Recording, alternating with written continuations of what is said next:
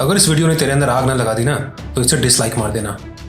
लेकिन अगर ये तेरे अंदर के पागलपन को जगा गया ना तो लाइक और सब्सक्राइब करके ही जाना। इंडिया में पहले गाड़ियां बिना किसी फॉरेन कंपनी की मदद के बनती नहीं थी, लेकिन एक इंसान था जिसने बिना किसी बाहरी मदद के इंडिया की सबसे पहली गाड़ी बनाने की सोची। जिसे लोगों ने कहा कि बिना विदेशी इंजीनियर्स और टेक्निक के कोई इंडियन कंपनी गाड़ी बना ही नहीं सकती। जिसे लोगों ने कहा कि तू तो फेल ही होने जा रहा है, ये बड़ा रिस्क मत ले।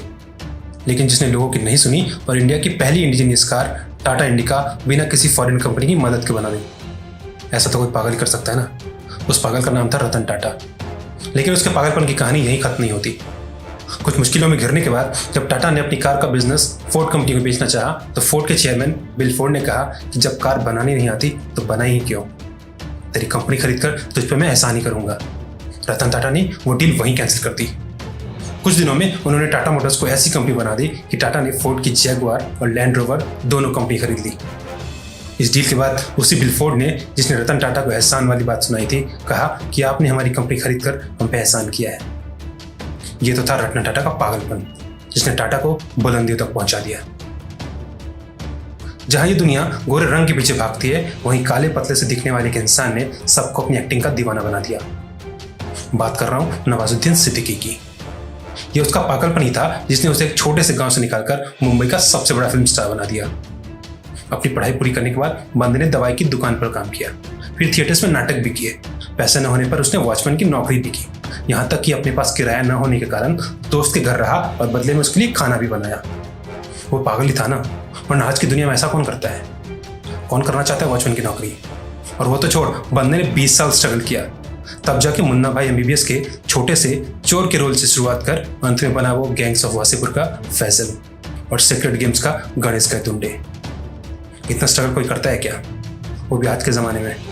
20 साल क्या, हम और तुम तो 2 महीने की स्ट्रगल में ही रो देंगे। लेकिन ऐसा था उसका पागलपन, जिसने उसे एक साइड एक्टर से बॉलीवुड का चमकता सितारा बना दिया। एक और पागल था जो अपने करियर से खेल गया, अपने सपनों के लिए। बंदे ने अपनी सरकारी नौकरी छोड़ दी अपने सपनों को पूरा करने के लिए। ऐसी नौकरी जो इंडिया में सबको चाहिए, जिसके लिए लोग 5-5, 10-10 साल तैयारी में गुजार देते हैं। ऐसी नौकरी कोई मिडिल क्लास वाला बंदा अगर छोड़ेगा तो वो पागल ही होगा ना। हाँ, वो पागल ही था। अगर पागल ना होता तो इंडिया को 2-2 वर्ल्ड कप नहीं दिलाता। अगर पागल ना होता तो हेलीकॉप्टर शॉट नहीं लगाता। अगर पागल ना होता तो झारखंड के एक छोटे से शहर से निकलकर दुनिया का नंबर 1 कैप्टन नहीं बनता और इंडियन टीम को दुनिया की नंबर 1 टीम नहीं बनाता। उसी का नाम था महेंद्र सिंह धोनी। छोटे से शहर से निकलकर इस बंदे ने पूरी दुनिया को दिखा दिया कि अगर टैलेंट हो तो कोई इंसान छोटी सी जगह निकलकर बड़ा नाम कर सकता है। इसकी मूवी आज पूरी दुनिया में धूम मचाती है।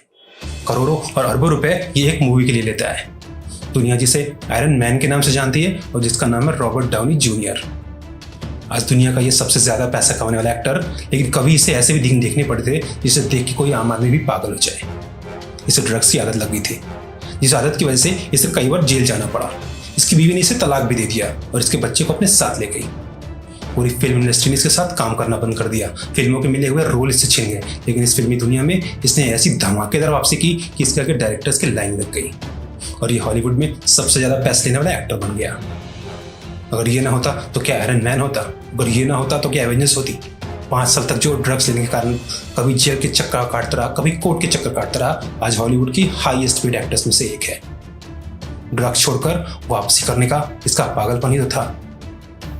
एक और पागलपंथी की कहानी सुना रहा हूँ, इसे ध्यान से सुनना। व्हाट्सएप तो सबने यूज किया होगा ना, लेकिन किसी को इसके बनने की कहानी पता भी है क्या? यह भी एक ऐसा ही पागल की कहानी है जिसने अपनी जिंदगी चलाने के लिए दुकानों में काम किया, जिसकी माँ लोगों के घरों में काम करती थी और जहाँ याहू जैसी बड़ी कंपनी में नौकरी लगने के बाद वो नौकरी भी छोड़ दी ताकि वो अपने सपने पर काम कर सके। जिस सपने का नाम था व्हाट्सएप। इस बंदे को कभी फेसबुक ने नौकरी इंटरव्यू में रिजेक्ट कर दिया था और बाद में फेसबुक ने इसे अपना पार्टनर बनाया। इसका नाम था जेन कोंग। इसका जन्म रूस में हुआ था। इसके घर में बिजली भी नहीं थी। अपनी गरीबी से तंग होकर इसके घर वाले रूस छोड़ अमेरिका चले गए। अमेरिका में इसने दुकान में क्लीनर का काम करना शुरू कर दिया और साथ में पढ़ाई भी करने लगा। ये पुरानी इस्तेमाल की हुई किताबें बुक स्टोर से खरीद कर लाता और उनसे पढ़ाई करता। इस तरह से पढ़ाई कर उसने याहू जैसी बड़ी कंपनी में अपने दम पर नौकरी ली। यहीं उसे व्हाट्सएप बनाने का आइडिया आया और इसी सपने के लिए उसने याहू की अच्छी नौकरी छोड़ दी। ऐसा तो कोई पागल ही कर सकता है ना। नौकरी छोड़ने के बाद उसने अपनी पूरी मेहनत व्हाट्सएप को बनाने में लगा दी और मात्र 2 साल के अंदर उसने बना दिया इसे दुनिया का सबसे बड़ा मैसेजिंग ऐप। इन्वेस्टर्स और बड़ी बड़ी कंपनियों की लाइन लग गई इसे खरीदने के लिए। अंत में इसे फेसबुक ने $19 बिलियन में खरीदा। पुरानी किताबों से पढ़कर याहू की नौकरी छोड़ने और व्हाट्सएप जैसी कंपनी बनाना कोई पागल ही कर सकता है। तुम्हें कुछ पाना है तो तुम्हें भी पागलपंती दिखानी होगी। अपने सपनों के लिए पागल बन जाओ, जी जान से लग जाओ। सोचो कि जब ये लोग कर सकते हैं तो मैं क्यों नहीं। कभी भी हिम्मत हारने लगो तो ये वीडियो जरूर देख लेना या इसकी कहानियां जरूर याद करना, तुम्हें हिम्मत मिलेगी। मैं ऐसी और वीडियोस बनाऊंगा ताकि तुम्हें मोटिवेशन की आग जलती रहे। उन वीडियोस को देखने के लिए ये चैनल सब्सक्राइब जरूर करना, और साथ ही जो दोस्त हिम्मत हार रहे हैं उनको ये वीडियो जरूर दिखाना, उनके साथ ये शेयर करना। जाते जाते बस इतना कहूँगा कि हमें हिम्मत नहीं हारनी।